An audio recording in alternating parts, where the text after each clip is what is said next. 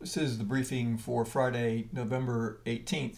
This has been a tough week for trading, really mainly because the indices really have not gone anywhere. You can see this goes back about 6 days right to here, and you can see the rotational movement that the market has had on this day closing or just basically rotating right at the lower extreme or support level, short-term support of this area of rotation.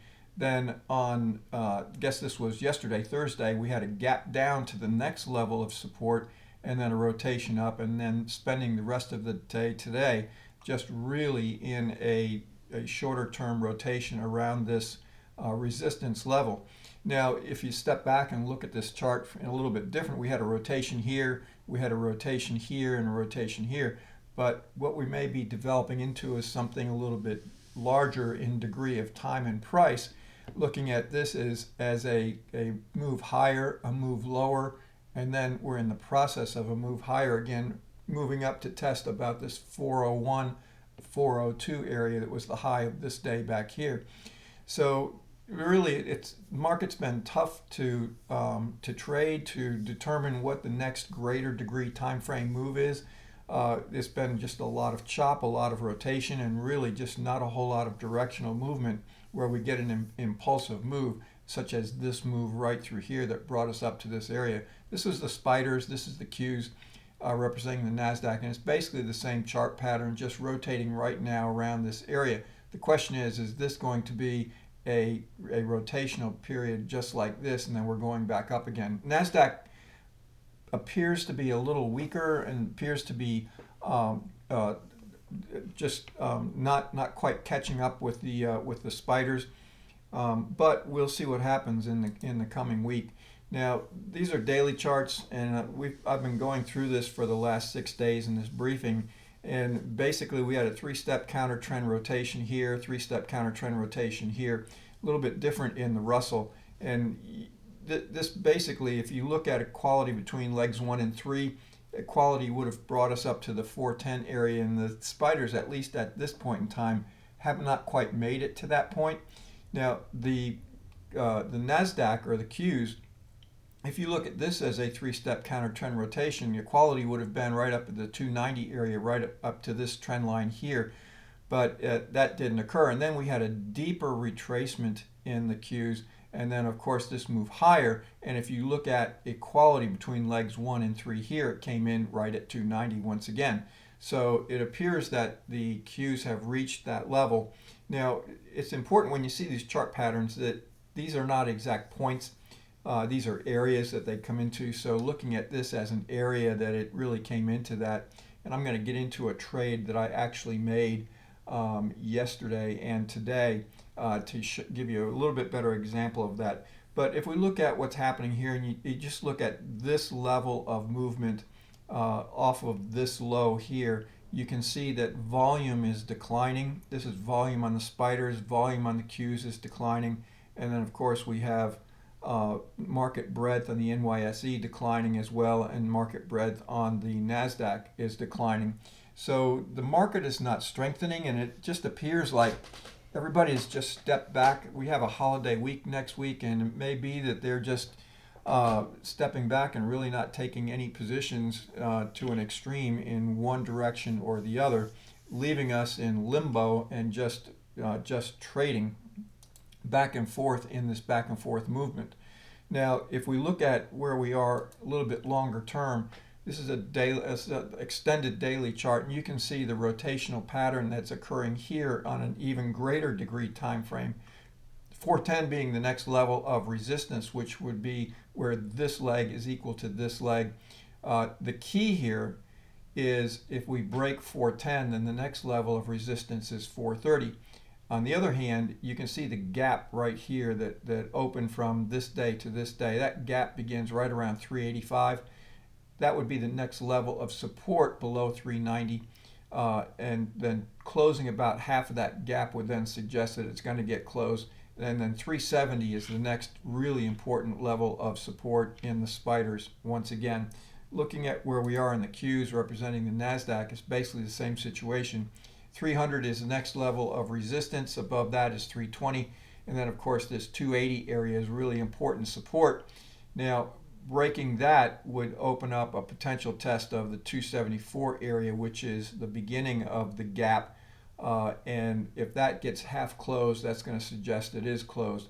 Now, I want to go back to the spiders. I want to make one more point.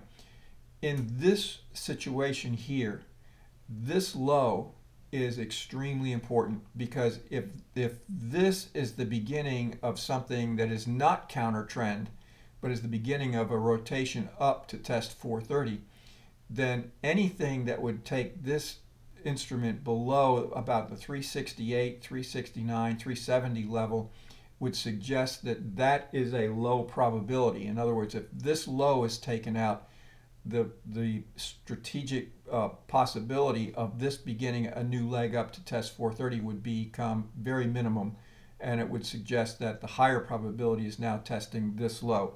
The same thing in the Qs. If this low is taken out, which is pretty close to this low anyway, it's pretty obvious that this low is going to get tested and or taken out. Russell's a little bit different. Russell has really had a rotational pattern instead of a three-step development. Then it had another rotational pattern right through here, and then of course going up testing 190, which was the high, this previous lower high, and then backing off from there. So you can see this is really just a directionless market, but there is no strength in this market, at least at this point in time. Now I want to point out also, this is volume on the Qs. This is total volume on the NASDAQ.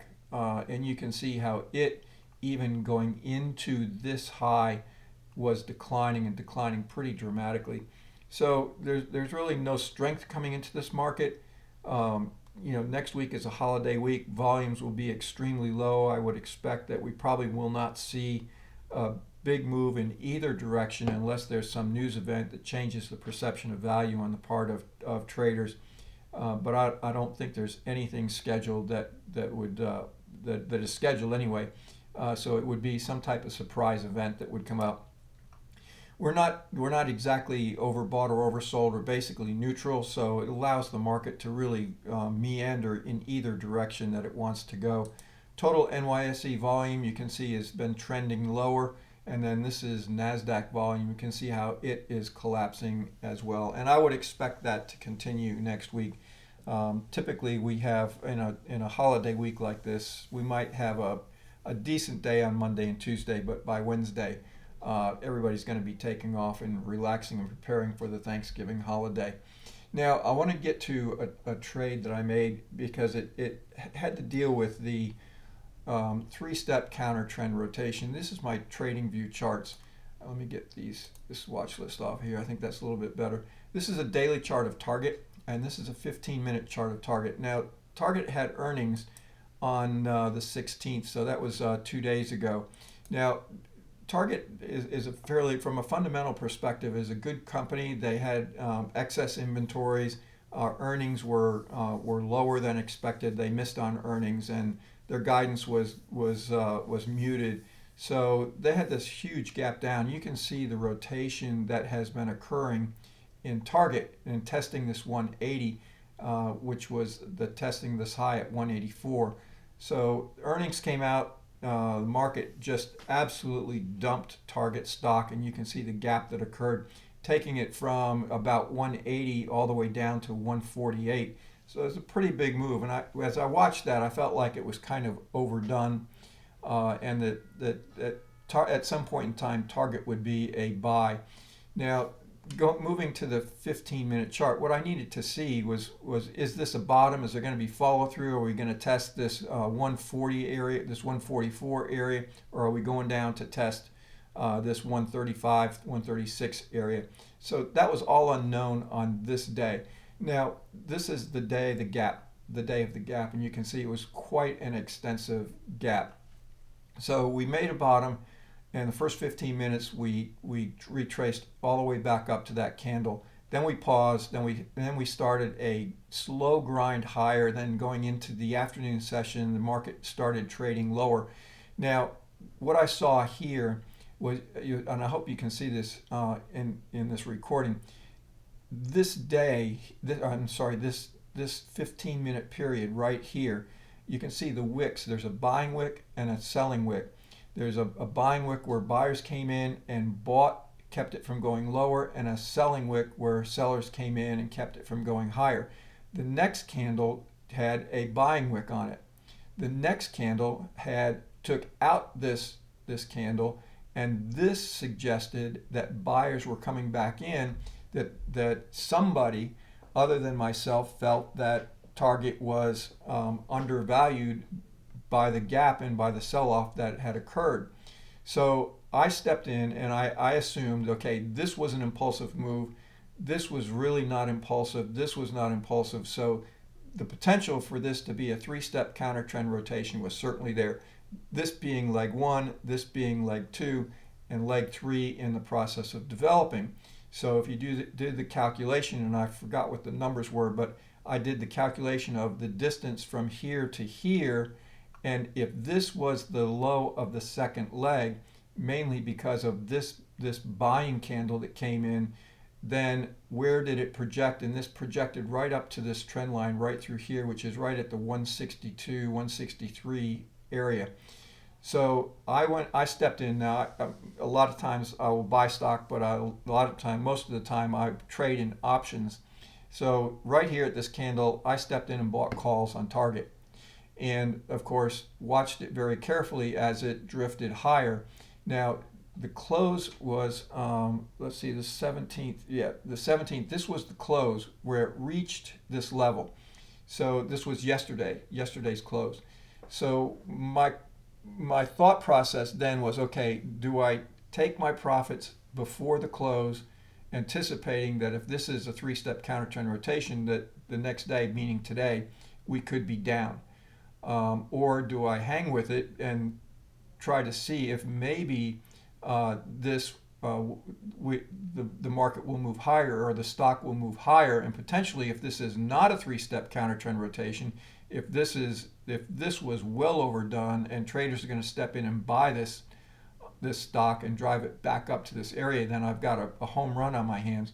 Well, this was the open today. This red candle, it started to trade lower, paused, went back up to test this area, and it was pretty obvious to me, looking at what was happening with volume. You could see volume was just really not there. I pulled the plug just above the trend line on the trade, and it was a nice trade. I watched it for the rest of the day, and of course it drifted a little bit higher, then it drifted lower, right back down to this 160, 162, 163 area. And I'm watching again now. You can see this orange dotted line. That's an alert that I have set up. So I want to know if Target begins to trade above that level, then that's going to tell me that this was not a three-step counter trend rotation, and that we're potentially going to close the gap. And I want to be in on that.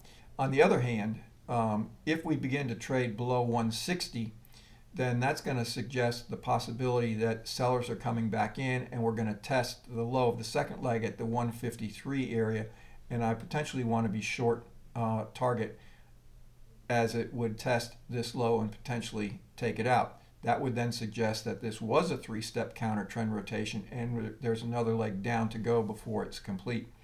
So hopefully that's helpful. You can see the strategy behind it, behind what happens here, especially in these counter trend moves, and especially when you see a move like this on a good company, where there's a huge gap based on a news announcement, and sometimes those news announcements cause an overdoing of what's been happening in the stock itself. So a little bit of rotation here for today, and then we'll see what happens. Gives me good trade location. If we break above where my alert is set this high, I know I can stop out just below this low, and it's not that much risk. If we break below this low, I can stop out just above this level right through here, and it's very low risk, because if it's going to go, it needs to go. In other words, if it breaks to the downside, then this was a three-step counter trend rotation, and we're headed lower. We should test this low again. If it's not, and we're going higher, then we should move away from this, and we've closed almost half the gap, and the gap should get closed.